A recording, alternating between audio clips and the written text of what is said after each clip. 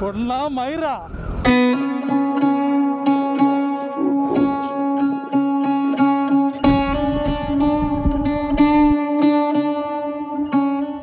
ஓட்ட விழுந்த ஜட்டியை மட்டும் போட்டு இந்த வண்டியை ஓட்டாதீங்க. Let's go. I wake up to a little bit of drool on my pillow, feel like it's gonna be a bad day. Yeah, I'm tired of shit and the coffee ain't hit yet, damn ain't that great. I don't wanna go to work cause my boss is a jerk and I'm not even that paid. I need a change in my life cause I don't feel alive and there's nothing that makes me happy. Hold my beer for a minute, I'm about to quit my job, cash in for a ticket. I'm going on a trip and I don't plan to visit. I'm gonna stay there till I feel like I'm winning, oh.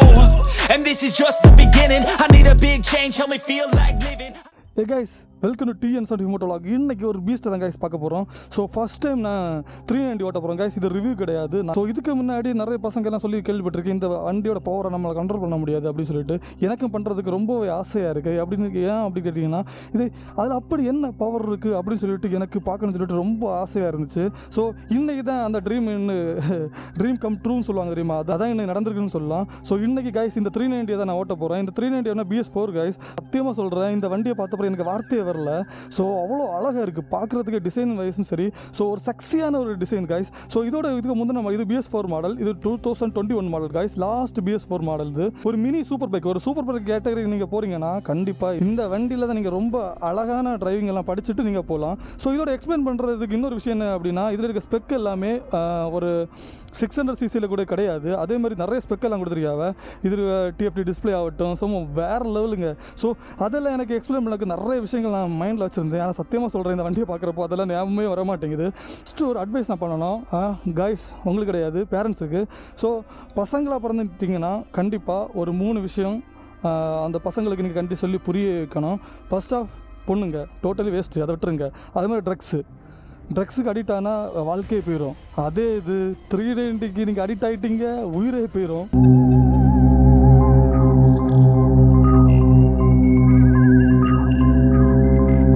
இதோட BH பவரும் சரி, டார்க்கும் சரி, வச்சு விளையாடலான்னு நினைக்கிறேன் நான். இது என்ன அப்படின்னு கேட்டிங்கன்னா, அந்த வண்டி ரொம்ப சின்னதாகவே இருக்குது, ரொம்பவே குட்டியாக இருக்குது கைஸ். இதோட சைஸ் எவ்வளோன்னு தெரில எனக்கு. ஸோ ரொம்ப குட்டியாக இருக்குது, ஹைட் ரொம்ப அதிகமாக இருக்குது கைஸ். நான் ஒரு 5.8 இருப்பேன் கைஸ். ஸோ எனக்கே இந்த கீழே கால் எத்துறதுக்கு ரொம்பவே கஷ்டமாக இருக்குது. ஸோ மற்றபடி இந்த வண்டியை பார்க்குற ரொம்ப சக்ஸியாக, ரொம்ப குட்டியாக, காப்பாக்டாக இருக்குது. இந்த பீஸ்டோட பவரை பற்றி பார்த்திங்கன்னா 45.3 BH பவர் ப்ரொடியூஸ் பண்ணுறது. அதுக்கப்புறம் டார்க்கு, முக்கியமான விஷயமே தான் கைஸ். ஃபஸ்ட் கியரில் டார்க்கு தான் வேறு லெவலில் பர்ஃபார்மன்ஸ் பண்ணோம். ஒரு டார்க்கை பற்றி பார்த்தீங்கன்னா 39 Nm டார்க் ப்ரொடியூஸ் பண்ணுது கைஸ். ஸோ பவரை பற்றி சொல்ல வேண்டாம், இந்த ப்ரைஸுக்கு இது ஒர்த்தி. ஸோ இதே தான் இன்னும் நம்ம ட்ரை பண்ண போகிறோம். ஸோ வேறு லெவலில் ஃபஸ்ட் டைமாக கைஸ் நான் ஓட்டுறேன்.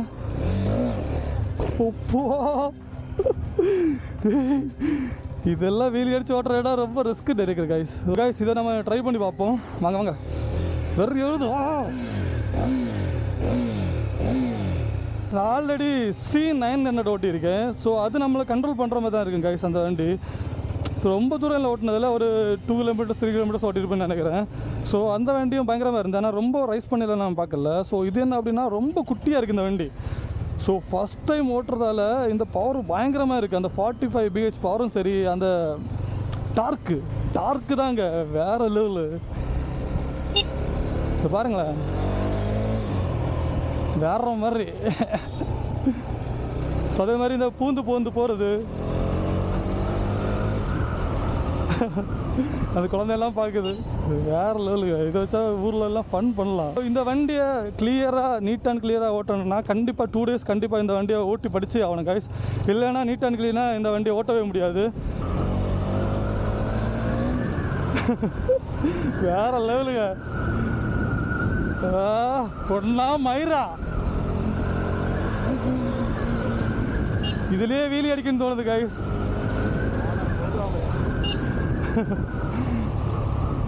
ஸோ இந்த பைக்கை பார்த்தீங்கன்னா போலீஸ்காரங்க எல்லாம் பார்த்தீங்கன்னா அவங்களுக்கு கண்கடியாக இருக்கும், எப்படா பிடிச்சி உள்ள வைக்கலான்னு பார்த்துட்டே இருப்பாங்க கைஸ்.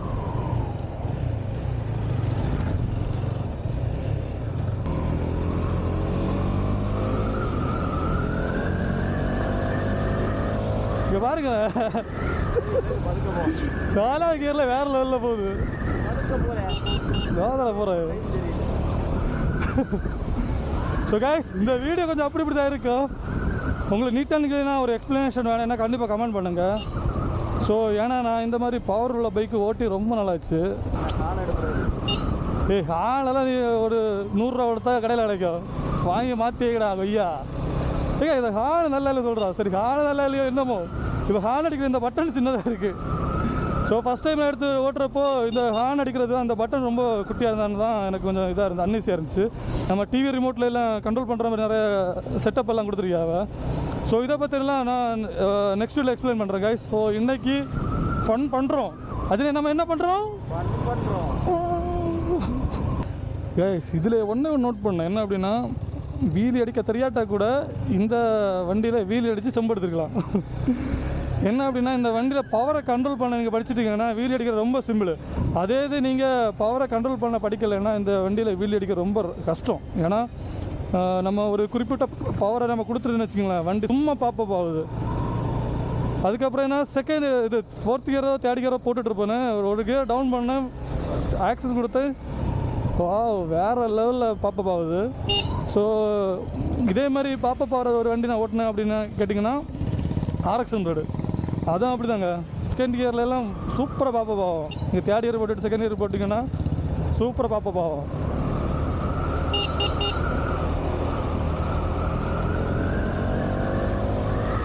இதில் 100 படிக்கிறதுலாம் மேட்ரே இல்லை போல இருக்குது.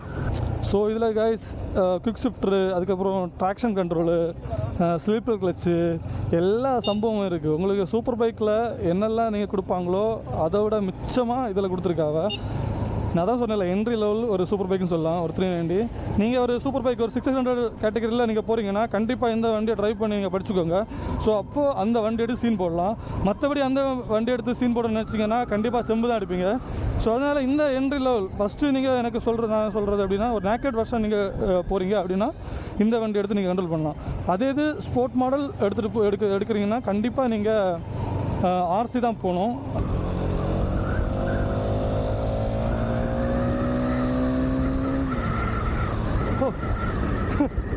ஃபோர்த்து கியரில் முறுக்கிறவள படக்குன்னு ஒரு எத்தனை ஒரு 5 செகண்ட் எடுத்துருக்குப்பா சொல்லு.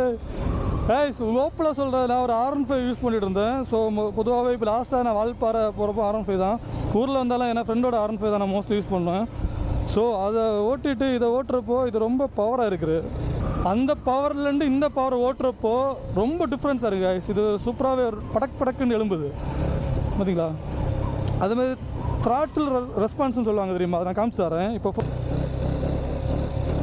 எப்படி போகுது பார்த்தீங்களா, விட்டோன்னே கரெக்டாக விட்டுட்டு அடுத்தது டார்க் கொடுக்குது பார்த்தீங்களா. இந்த ரெஸ்பான்ஸுங்க அங்கே இந்த 390 வேறு எதுவுமே இல்லை. இந்த 390 கண்ட்ரோல் பண்ணணுன்னா இந்த த்ராட்டில் ரெஸ்பான்ஸ் கண்டிப்பாக நீங்கள் இன்னும் படித்தே ஆகணும்.